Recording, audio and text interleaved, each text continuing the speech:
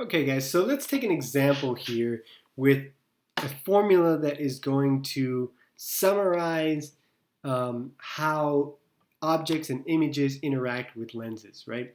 So we have this formula right here that we're going to use that could find either the object to a distance, sorry, the distance of an object, the distance of an image, or my focal distance of my lens, if we know the other two variables in the formula.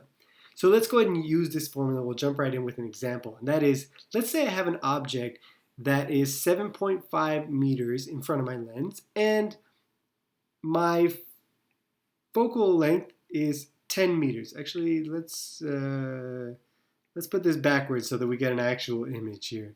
So I always want my object to be placed, um, oops. I always want my object to be placed further than my focal length. And we'll see right now, because when we have my object inside my focal length right here, we're going to get this virtual image, but we actually want to do this with a real image for now with our converging lens. Okay, so we're going to have our focal length be shorter than my object distance. Okay, so now let's go ahead and find where our image will actually be formed if we do this, right? So if we have my object distance being 10, my image distance being what I'm trying to find, and then my focal length here being 7.5. What I want to do is find where exactly my image will end up. So what we need to do is solve for di. So if I do this here, I have 1 over 7.5 minus 1 over 10. And what I'm going to need to do to both sides is I'm going to need to take the inverse, right? I need to flip these fractions over so that I'll get di here in the numerator. So if I take this here in my calculator, this should be, I've got 1 over 7.5 minus 1 over 10. And if I take the inverse of that, I will get 30 meters. So pretty much saying that, let's say my object is 10 meters away from my lens, and this focal length of this lens, which is enormous apparently, is going to be 7.5 meters. So in this case, my image will be formed in front of my lens 30 meters away, right? So it'll be 30 meters.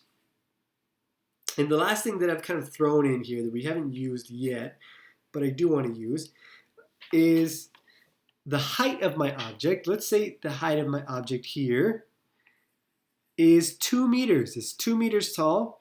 So I want to find now, how big will my image be?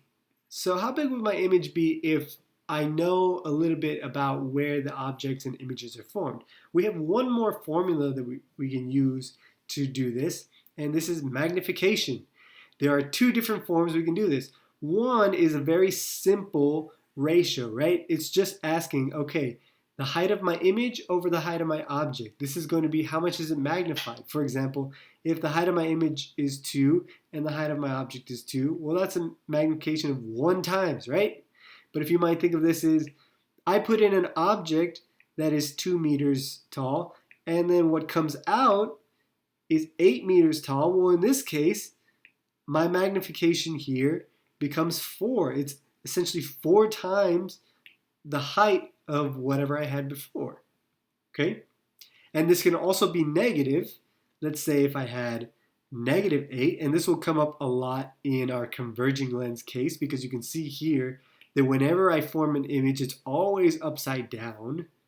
Okay? In this case, I'll have a negative height, and my magnification will become negative, right? So this will be able to tell you, is it upright or is it upside down? So let's go ahead and work with this because we also have another way to find this, which is negative image distance divided by object distance. Okay, so if we wanted to find what the height of my image will be, Let's go ahead and find the magnification first. Okay, we could do this in one step if we just set these equal to each other, but we'll do it in 2 steps here just to get acquainted with how do we use these formulas. So we have our image distance, which for us was 30, and we're going to put a negative in front of it. And then my object distance in this problem was 10. So in this case, I should have a -3 factor for magnification. So it should be upside down, it's got this negative, and it should be much larger, right? So my image here should be much larger than my object, and it should be upside down, okay? But what is the actual height of the image? So if I'm looking for the height of the image, okay, this still doesn't tell me exactly what this is, right? But I know the height of my object was 2 meters, right? I want to know how large is it? So all we need to do is we can use this formula right here. Well, I have my -3 was my magnification. This is height of my image over height of my object, okay? So I have now my height of my image is just -3 times the height of my object. So it's -3 times 2, which gives me -6 meters, right? So it's 6 meters tall, but it's upside down.